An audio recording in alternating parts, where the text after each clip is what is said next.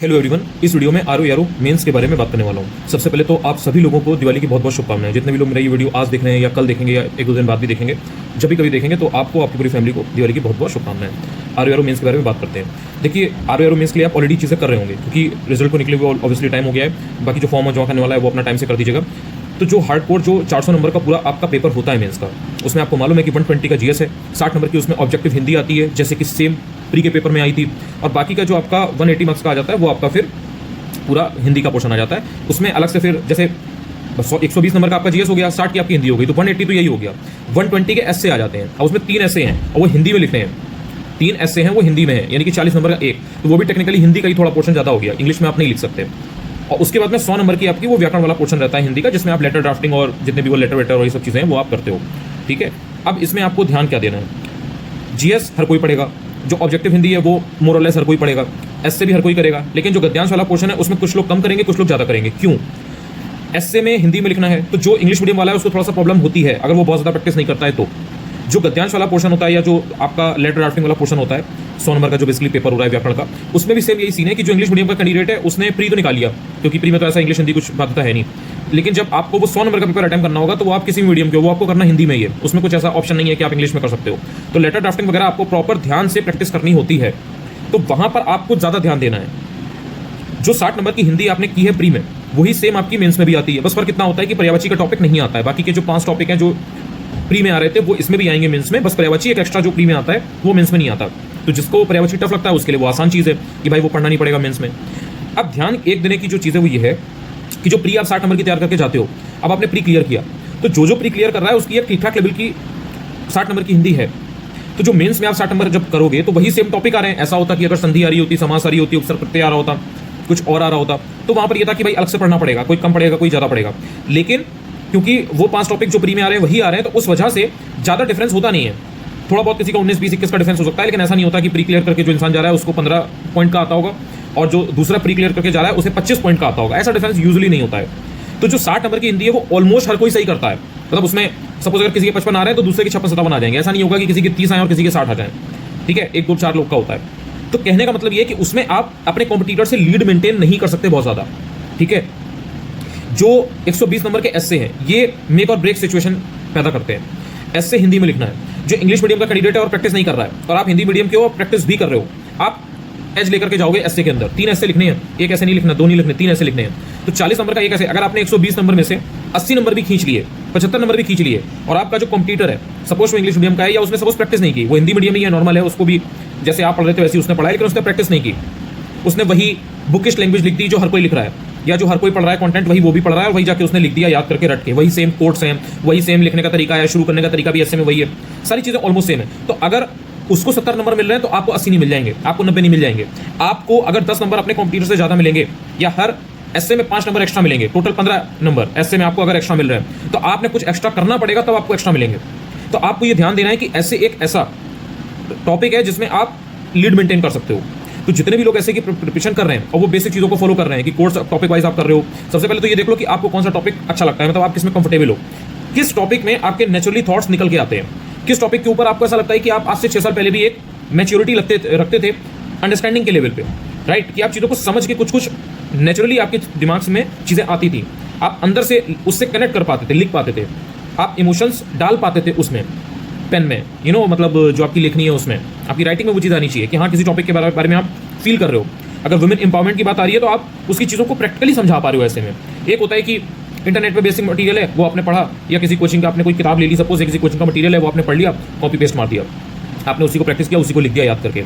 एक तरीका होता है कि आप सोचते हो कि भाई अगर वुमेन एम्पावरमेंट है तो क्या इसके चैलेंजेस हैं, पहले स्थिति कैसे रही है, वर्तमान में स्थिति कैसे रही है, जो हालिया केंद्र सरकार है या जो राज्य सरकारें हैं डिफरेंट स्टेट्स में, यूनियन टेरिटरी में, वो किस तरह से काम कर रही हैं, कैसे चीज़ें बेटर हुई हैं, यूनियन जो कॉलेजेस हैं यूनिवर्सिटीज़ हैं उसमें किस तरीके का हिसाब किताब है, जो स्कूल कॉलेजेस हैं उसमें किस तरीके का है, जो वर्क प्लेस है उसमें किस तरीके का है।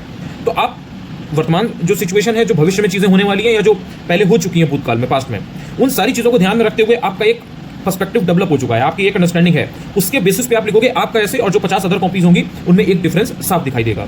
और जो वहाँ पर एग्जामिनर बैठा होता है ना, जो आपकी कॉपी चेक कर रहा है, वो ऐसे नया नवेला नहीं होता, उसका एक्सपीरियंस होता है, वो अपने अनुभव के आधार पर तुरंत डिसाइड कर लेगा कि किसका ऐसे अच्छा है, किसने समझ के साथ ऐसे को लिखा हुआ है।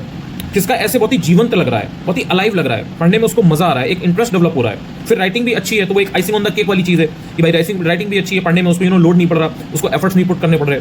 तो मेरा समझाने का मतलब ये है, जो बात मैं आपसे आप तक पहुंचाना चाह रहा हूं, कि ऐसे के अंदर आप लीड मेंटेन कर सकते हो। वहां पर आपको ज़्यादा मेहनत करनी है, और मेहनत करने के लिए आपको ये ध्यान रखना है कि आप योजना अवश्य पढ़िए। उससे आप थोड़ा सा कंटेंट अपना रिच कर पाएंगे, आप औरों से थोड़ा अलग कर पाएंगे।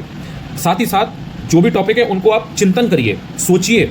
अगर आपको साहित्य समाज के ऊपर ऐसे लिखना है, या मान लीजिए आप नेचुरल डिजास्टर के ऊपर लिख रहे हैं, तो आप थोड़ा सा, जैसे आपने पढ़ा, कोई दिन के 1 घंटा आप अलग से रखिए और उसमें सिर्फ आप सोचिए कि जो आपने पढ़ा है उस टॉपिक के बारे में।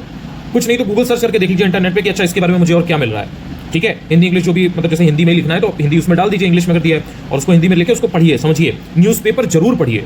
अगर आपको ऐसे में अपने कंप्यूटर से लीड मेंटेन करनी है, तो ऐसे के लिए न्यूज़पेपर एक ऐसी चीज़ है जो डेली आपको कुछ ना कुछ चीज़ें समझा के देता है। आपको कोई चीज़ रटनी नहीं है, याद नहीं करनी है। 1 दिन 2 दिन पढ़ोगे तो आपको लगेगा कि यार ओवरवेमिंग हो रहा है, इतनी ज़्यादा इन्फॉर्मेशन मैं नहीं ले पा रहा हूँ, मैं नहीं ले पा रही हूँ। लेकिन जब ये चीज़ आप 10-12 दिन करोगे, और अगर आप दो हफ्ते भी सर्वाइव कर गए, 2 हफ्ते के बाद आपको मजा आने लगेगा। आपके हर टॉपिक के ऊपर थॉट्स जनरेट होने लगेंगे, आप अपनी बात कह पाओगे और लिख पाओगे। और ऐसे में एक बात ध्यान रखिएगा कि आप आर्टिकुलेशन पर बहुत काम करिएगा। ऐसे में बहुत मैटर करता है कि आपका फ्लो कैसा है, फ्लुएंसी कैसी है। आप ओवर राइटिंग तो नहीं कर रहे हैं बार बार, यानी कि काटापीटी तो नहीं कर रहे हैं। आप जो लिख रहे हैं उसमें एक फ्लो है कि नहीं, एक तारतम्यता है कि नहीं। आपकी जो भाषा शैली है, जो वर्ड्स आप यूज कर रहे हो, वो कितने प्रासंगिक हैं, कितने रिलेवेंट हैं, कितने फॉर्मल हैं। एक होता है कि नॉर्मल जो लैंग्वेज है, डे टू डे लाइफ में यूज होती है, इनफॉर्मल लैंग्वेज, आप वो यूज कर रहे हो, आप वहां पर तद्भव शब्दों का यूज कर रहे हो, या वहां पर आप तत्समी शब्दों का यूज कर रहे हो। जो फॉर्मल लैंग्वेज यूज होती है आप उसको यूज कर रहे हो। ठीक है, तो आपको उन चीजों का ध्यान देना है और उन चीजों को अपनी लैंग्वेज में शामिल करना है। हो सके तो थोड़ा जो आपकी डे टू डे लाइफ में जो आप बात करते हो जिस तरह से, एटलीस्ट अगर हर किसी के साथ नहीं तो जो भी आपके 2-4-5 लोगों का ग्रुप हो, आपके दोस्तों यारों का, उनमें कम से कम आप इस तरह से बात करना शुरू करिए कि ये चीज़ की संस्तुति दी जाए, ये चीज़ की सिफारिश की गई, ये चीज़ प्रस्तावित की जाए। जो शासन के शब्द होते हैं ना, उनको थोड़ा सा इनकलकेट करने की कोशिश करिए। जितना ज़्यादा वो आपकी डे टू डे लाइफ में आएगा, उतना फिर वो आपकी लेखनी में भी आने लगेगा। ऑल ऑफ ए सडन ऐसा नहीं होगा कि आप जाएंगे चीज़ें याद करके और बस आप पेपर में लिखने लगेंगे, ऐसे में नहीं।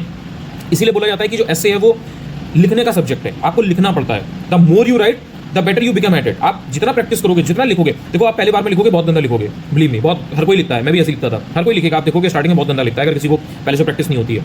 पर जितना ज़्यादा आप प्रैक्टिस करोगे, आपको शब्दों को पिरोना आ जाएगा। जो सेंटेंस फॉर्मेशन है वो आप लिख लिख के ही सीखोगे। आप कभी वर्ड्स गलत लिखोगे, कभी आपकी वर्तनी की अशुद्धि होगी, फिर आप धीरे धीरे आपको समझ में आने लगेगा कि ओके ठीक है, ये मेरी गलती हुई है, मेरे को नहीं करना है। और जैसे आपने कोई टॉपिक है, आपने ऐसे लिखा, आपको जो पॉइंट आ रहा है पहले आप सोचिए कि ये ऐसे है, ये टॉपिक है, इसके बारे में मैं 10 पॉइंट सोच सकती हूँ, राइट। जब आपने वो सोचा, उसके बाद में आप लिखिए उसको जो भी है। फिर आप जो आपके पास एक स्टैंडर्ड आइडियल जो भी मटेरियल है, कंटेंट है, उसमें आप ये देखो कि भाई और मैं क्या इसमें लिख सकता हूँ या लिख सकती थी, क्या मैंने नहीं लिखा, कहाँ पर मेरी सोच कम रह जा रही है, कमी रह जा रही है मेरी सोच में, वो आपको देखना है। तो ये जो थॉट आप खोज रहे हो, ये जो पर्सपेक्टिव आप जानना चाह रहे हो, ये जो क्यूरियोसिटी आपके माइंड में है, इससे आपका ऐसे और निखर के आएगा। इसीलिए बोला जाता है कि ऐसे प्रैक्टिस करो, क्योंकि ये चीज़ धीरे धीरे डेवलप होती है। आप एक ऐसे लिखोगे, फिर 2 लिखोगे, फिर 3 लिखोगे, फिर 4 लिखोगे, धीरे धीरे आपका वैल्यू एडिशन होता रहेगा। लेकिन अगर आप शुरू नहीं करोगे लिखना, तो आप नहीं सीखोगे। ऐसे इज नॉट लाइक कि आपने कोई चीज़ याद करी और आप जाके लिखा है। आपको सोचना पड़ेगा, पढ़ना पड़ेगा, सोचना पड़ेगा और लिखना पड़ेगा। तो ऐसे में आप लीड मेंटेन कर सकते हैं, तो इसको इसलिए ध्यान दीजिएगा। 60 नंबर की हिंदी का बहुत ऑब्वियस है, वो आपको पता ही है, बेसिक मटेरियल है, उसको आपको रटा मारना है। जो 100 नंबर की व्याकरण है, उसमें जो लेटर ड्राफ्टिंग और जो जितनी भी चीज़ें होती हैं, उनकी एक तो आपको डेफिनेशन पता हो, और फिर उसको लिखने का तरीका मालूम होना चाहिए कि ओके ठीक है, इसको ऐसे करते हैं। अगर डेट लेफ्ट साइड डाली जाती है तो आपको पता हो लेफ्ट साइड डाली जाती है, ये नहीं कि आप कहीं भी डाल दें।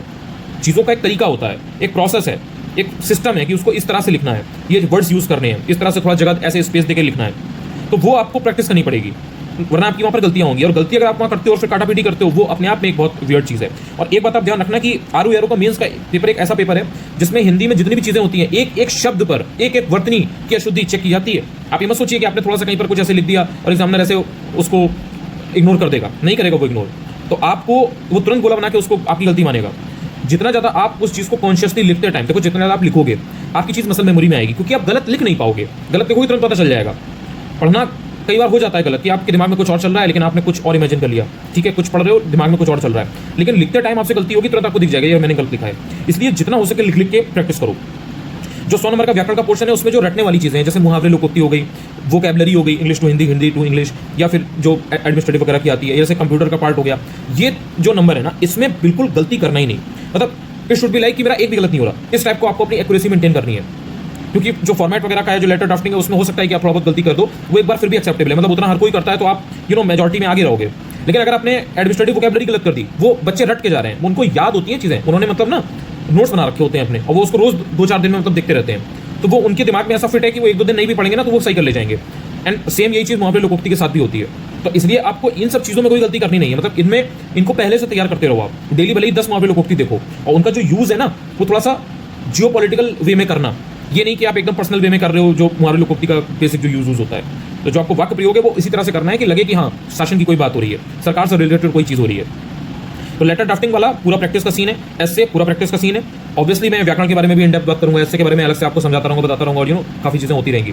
लेकिन जो शुरुआत है उसको मैं आपको समझाने की कोशिश कर रहा हूँ। और जो जीएस का पोर्शन है, ये भले ही आपने अभी इसको इग्नोर किया हो, कर रहे होंगे, काफ़ी लोग इग्नोर कर रहे होंगे, इसको अब हल्के में मत लेना। ये मत सोचना कि 120 में से 60-65 बना लेंगे, आराम से 70 बना लेंगे और मतलब हो जाएगा काम। 60-70 भी बनाना मुश्किल पड़ जाएगा अगर आप ढंग से पढ़ाई नहीं करोगे तो।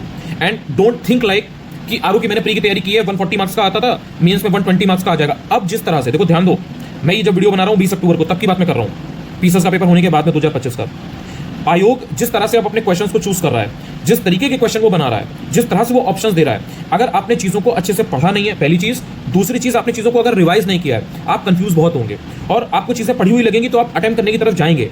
आपको चाहत होगी, आपको लगेगा यार मैंने पढ़ा है, मैं अटेम्प्ट कर दूं। पर जब आप अटेम्प्ट करोगे तो आपको वो गलत ज़्यादा निकलेगा, सही कम निकलेगा, क्योंकि उसमें लैक ऑफ रिविजन आपको हिट करेगा। इसलिए जो 120 नंबर का जीएस का पेपर है आरू मेंस का, उसको लाइटली मत लेना। उसको ये मत सोचना कि हम प्री की नॉलेज के बेसिस पे चले जाएंगे। अगर आप उसको वैल्यू एडिशन कर सकते हो, उसमें कुछ चीज़ें आपको लगता है कि यार रह गई थी, इंपॉर्टेंट है, तो उसको आप ये मत सोचो कि अरे प्री मेरा निकल गया तो मैं मेंस में ध्यान ना दूं। क्योंकि आरू का प्री बहुत जनरल टाइप का था, बहुत ही वन लाइनर टाइप का था। ठीक है, आप कॉम्पिटिशन को बीट करके आए हो, आपने लाखों लोगों को पीछे छोड़ा है, but it should not be like कि आप उसी भरोसे चले गए मेंस में कि पेपर इसमें भी ऐसे ही आएगा। Nobody knows. मैं बहुत जनरली बता रहा हूँ, मुझे भी बहुत सारी चीज़ें बताएं, लेकिन मैं स्टिल कह रहा हूँ कि सेफ खेलो। सेफ खेलने का मतलब ये कि अगर पढ़ सकते हो तो पढ़ो, जो आता है वो तो आता ही आता है ना, लेकिन जो नहीं आता है उसको तैयार करो। और अगर इंपॉर्टेंट है तो आई एम नॉट सेइंग कि हर चीज़ पढ़ो, आई एम सेइंग कि जो इंपॉर्टेंट चीज़ है, प्री में आप पढ़ के नहीं गए, आपने रिस्क लिया और वो कैलकुलेटेड रिस्क बैठ गया क्योंकि आपका प्री निकल गया। इसका मतलब ये बिल्कुल भी नहीं है कि मेंस में आप उसी नॉलेज के हिसाब से चले जाओगे, कुछ भी हो सकता है। अभी उसने सपोज अगर 150 क्वेश्चन पीसेस के बनाए 2025 वाले प्री में, 100 क्वेश्चन या 110 क्वेश्चन सपोज उन्होंने पीवाईक्यू के, मतलब जो भी उन्होंने क्वेश्चन बनाए उसमें कुछ रिपीटेड हो, कुछ नए हो, जो भी है। हो सकता है कि जो उनके पुराने पीवाईक्यू के टॉपिक रह गए, थीम रह गई है, जो वो नहीं पूछ पाए पीसेस में 2025 के प्री में, वो आपसे आरू के मेंस में पूछ लें। ये पैटर्न पहले भी देखा जा चुका है और ये चीज़ मैंने आपको कई बार भरोसे, देखो इस चीज़ का मुझे थोड़ा सा कह लो कि सुकून है, थोड़ा सा राहत है, अंदर थोड़ी सी इनर पीस है कि जितने भी कैंडिडेट मेरा वीडियो एटलीस्ट देखते थे, मेरे टेलीग्राम चैनल से जुड़े थे, जो कि अनुज चतुर्वेदी ऑफिशियल है, उन्होंने कम से कम ये गलती नहीं की कि उन्होंने पीवाईक्यू को फॉलो ना किया हो। जब 2024 का पीसेस का पेपर हुआ था तो मार्केट में कैसी लहर बैठ गई थी कि भाई पीसेस का जो पेपर है वो ऐसा आ रहा है कि अब आपको नई किताबें खरीद के लानी है, नए कोचिंग के मटेरियल लेने हैं, दिस एंड दैट, और पीवाईक्यू का कुछ रोल नहीं है। आप मतलब जैसे सर्च कर लो, आपको शॉर्ट्स, रील और ये सब छोटे छोटे वीडियो सब मिल जाएंगे। क्योंकि देखो, इंसान को अगर अपना कोई प्रोडक्ट बेचना है, जब तक वो पीवाईक्यू को पूरा नहीं बताएगा तब तक आप उसके मटेरियल को लोगे ही नहीं। लेकिन जितने लोग एटलीस्ट मुझे इतनी राहत है कि जो मेरे को सुन रहे थे, उन्हें ये बात मैंने उनके दिमाग में 4 बार, 10 बार, 20 बार, इसके लिए मुझे ऑल्दो कर्स भी बहुत लोगों ने किया, लेकिन मैंने उन्हें बताया कि ब्रो बहन तुम्हें पीवाईक्यू से नहीं हटना है। और इसीलिए आरू में भी 140-45 कंफर्टेबली लोग बना के आए, जानते हो आप लोग, आप ही लोगों में से हो। और पीसेस में भी लोगों का पेपर अच्छा हुआ है, ऑल बिकॉज ऑफ दिस। क्यों? क्योंकि पीवाईक्यू बेस है, उससे चीज़ें चेंज होंगी, लेकिन उसको आप इग्नोर नहीं कर सकते। तो आप पीवाईक्यू की जो थीम रह गई है या आपको अच्छे से याद नहीं है, आपने प्री में हल्के में लिया, चीज़ पेपर ईजी आया, आपने कर लिया, मेजॉरिटी में लोगों से आप ऊपर आ गए, अबव एवरेज आ गए, आपका हो गया, बहुत बढ़िया बात है। I am so proud of you. कोई ऐसा नहीं है कि कोई छोटी बात है, लेकिन आई एम सेइंग कि भाई अगर आप खुद को पुश कर सकते हो तो जीएस में खुद को पुश करो। क्योंकि जीएस में बहुत से लोग ऐसे हैं जो इस चीज़ को बहुत ही हल्के में लेंगे, कैजुअली लेंगे कि अरे जैसे 140 का बताया यही जाता है ना, जैसे मैं आऊँ, मैं बोल दूँ कि अरे यार पहले मैंने भी बोला है, मैं एक्सेप्ट भी कर रहा हूँ, पहले मैंने बोला कि 140 का जैसे उसमें आता है वैसे 120 इसमें आता है, तो उसके सारे से जाओगे चीज़ें हो जाएंगी। लेकिन अब जो पैटर्न है, अब जो जिस तरह से आयोग सोच के पेपर बना रहा है, आपने देखा होगा इस बार ज़्यादा गलतियां भी नहीं है पीसेस के पेपर में, और जो क्वेश्चन का लेवल है, जो ऑप्शन सेट किए गए हैं वो ऐसे हैं कि टाइम टेकिंग है। या तो आपको एकदम क्लियर याद है चीज़ें कि ये फैक्ट है, ये है, आपको कॉन्सेप्ट एकदम क्लियर है, आपने पढ़ा, मार दिया, टिक मार दिया, आगे बढ़ गए, तो बात ठीक है। आप सोच के जा रहे हो कि मैं 3 राउंड अटेम्प्ट करूंगा, आपको ये सिखाया जा रहा है यूट्यूब पर वीडियो में कि 3 राउंड में अटेम्प्ट करना, 2 राउंड में अटेम्प्ट करना, 4 राउंड में अटेम्प्ट करना, दुनिया भर की चीज़ें, राइट। वहाँ 3 राउंड अटेम्प्ट करने का टाइम ही नहीं मिल रहा है।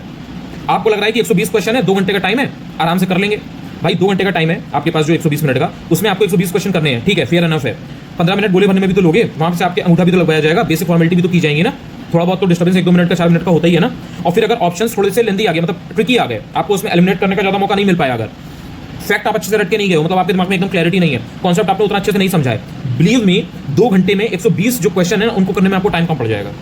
इसलिए जो चीज़ें सॉलिड है, जो आयोग के जितने भी थीम है, टॉपिक है, देखो लिमिटेड है, ऐसा तो है नहीं कि भाई अथाह है 400 पेज का PDF हो तुम्हें पूरा रटना हो, ऐसा तो है नहीं।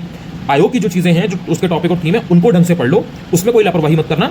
सपोज अगर 50 टॉपिक है और आपने अच्छे से पढ़े, तो आप बहुत बढ़िया लीड मेंटेन कर लोगे उस कैंडिडेट के कंपैरिजन में जो सिर्फ और सिर्फ प्री की नॉलेज के भरोसे जा रहा है। क्योंकि आरओ मेंस थोड़ा ट्रिकी आता है, एकदम से एग्रीकल्चर के 6-7 क्वेश्चन आ जाएंगे, एकदम से सेंसस के आ जाएं, एकदम से 2-4 नाम अजीब से होंगे, इकोनॉमी में वो ट्रेंड पूछ लेगा, बजट इकोनॉमिक सर्वे पीसेस के प्री में नहीं आया, आप रट के गए, बहुत पढ़ के गए, आपने 10-10 घंटे वीडियो देखा कि एक क्वेश्चन बजट से पक्का है, 4 क्वेश्चन इकोनॉमिक सर्वे से पक्के हैं, सब देख के गए होगे, कुछ फायदा हुआ नहीं हुआ। लेकिन आयोग ब्लॉक करने में माहिर है, उसने इंडेक्स रिपोर्ट अलग से कोई रैंक नहीं पूछी। इसका ये मतलब बिल्कुल भी नहीं है कि वो आरओ मेंस में नहीं पूछ सकता, इसका ये मतलब बिल्कुल भी नहीं है कि वो बजट इकोनॉमिक सर्वे से मेंस में नहीं पूछ सकता आरओ के। तो आपको जो इंपॉर्टेंट चीजें हैं उस पर फोकस करना है, लेकिन अपने प्राण नहीं दे देने हैं, अपनी आत्मा निकाल के उसमें नहीं समा देनी है कि भाई बस हो गया पूरी जिंदगी इसी को देना है ना, स्मार्टली चलो। तो जो सरफेस लेवल की नॉलेज लेकर के, प्री की नॉलेज लेकर के मेंस में जाएगा, उस वो आपसे 5-10 नंबर पीछे रहेगा, और आपने अगर अपने को और स्ट्रॉन्ग किया तो आप 5-10 नंबर लीड मेंटेन करोगे। ये लीड आपकी रैंक बनाने में हेल्प करेगी, आपका मेंस क्लियर कराने में हेल्प करेगी। तो इसलिए जीएस को अलग से ध्यान दीजिए, जो रटने वाली चीजें हैं व्याकरण वगैरह के पोर्शन की उस पर अलग से ध्यान दीजिए, और जो एसए का पोर्शन है उसमें थोड़ा मन लगा करके प्रैक्टिस करके समय लेकर के करिए। अभी आपके पास समय है, इस साल तो होने जा नहीं रहा है, आपको पता ही है, पता चल गया होगा, नहीं पता है तो बता दे रहा हूँ, इस साल तो आपका हो नहीं रहा आरओ मेंस, तो 26 में होगा, 26 में भी थोड़ा बाद में होगा। तो उस हिसाब से आपको ये ध्यान रखना है कि भाई मेरे पास अभी पर्याप्त समय है, तो जो भी आपकी प्रायोरिटीज है उसको सेट करिए।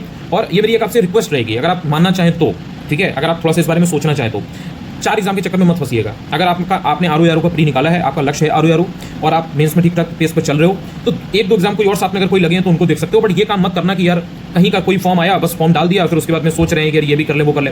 अच्छा खासा अटेम्प्ट है, लाखों लोगों को पीछे छोड़ के आप आयो प्री निकाल के ये अटेम्प्ट गवा दोगे। 1-2 एग्जाम आपको कोई लग रहा है कि हाँ यार ये मेरे टाइप के हैं और इसमें मैं कम एफर्ट्स पुट करके भी अच्छा कर सकता हूँ या कर सकती हूँ, उसमें आप डेफिनेटली जा सकते हो। बाकी अपना जो पूरा फोकस है एसए पर रखो, जीएस पर रखो, जो रटने वाली चीजें हैं उन पर रखो, जो भी हिंदी का टॉपिक आपको टिपिकल लगते हैं, आपको लगता है यार वाक्यवर्तनी मेरी बहुत गलत होती है, शब्द वाली जो अशुद्धि है वो बहुत गलत होती है, आपको लगता है यार तत्सम तत्व मेरे को समझ में नहीं आता, विशेषण मेरे को समझ में नहीं आता, आप उसको लिख के पढ़ो। आरओ एआरओ मेंस की पढ़ाई अगर आप कर रहे हो और आपके हाथ में पेपर नहीं है और पेन नहीं है, आपकी पढ़ाई नहीं है। बहुत जनरली बता रहा हूँ, काफी लोगों को कड़वा लग सकता है, बुरा लग सकता है, हो सकता है अभी 1-2 लोग बहुत उल्टा सीधा भी बोलने आ जाए, बट ये सच्चाई है, हकीकत है। आई होप कि आप इस चीज को समझेंगे। Thank you.